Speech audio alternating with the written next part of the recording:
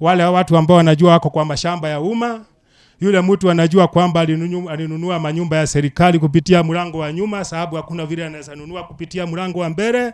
Wakati umefika ile amekula imtoshe, atoke kwa haraka iwezekanavyo. Siku 30 ni mingi.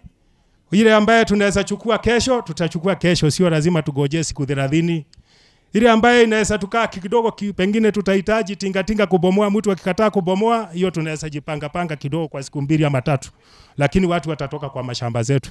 Wavuvi na ambao tuko nao hapa na wenye wanatumia hii bahari yetu, tusiwe watu wa kila wakati tunapitana na sheria. Kwamba itabidi ya maofisa wetu wa Coast Guard wakuja hapa kila siku mumeshikwa. Sababu wale Waganda na sheria zao, vile wanatekeleza sheria za baharini. Mambo utatumia nyavu gani, utatumia taa gani kuvua omena na kadhalika, yao wanazingatia zaidi. Ndio maana sasa tunaongea maneno ya watu watatu ndio wamebaki kule. Wengi wote tunamaliza. Siku watu tunapigiwa simu, tunakimbia, tunaongea, tunamaliza.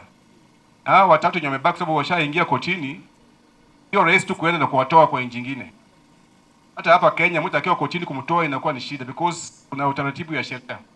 Na si acha tufuatilie. Tumefuatilia mpaka to very high levels.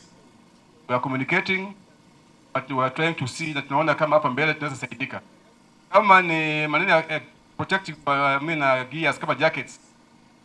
They are very important because tunataka ukienda kule urudi ukiwa hai. Pesa yetu mingi ya blue economy, sisi watu wa Lake Victoria hatupati. Pesa yote ilienda wapi? Coast. Na hiyo pesa tuko na cooperative. BMUs zimeambiwa na governor ziform nini? Cooperatives. Tunataka hizi BMUs zipewe pesa ya kutosha. Alafu muende mununue required gears. Mununue required gears.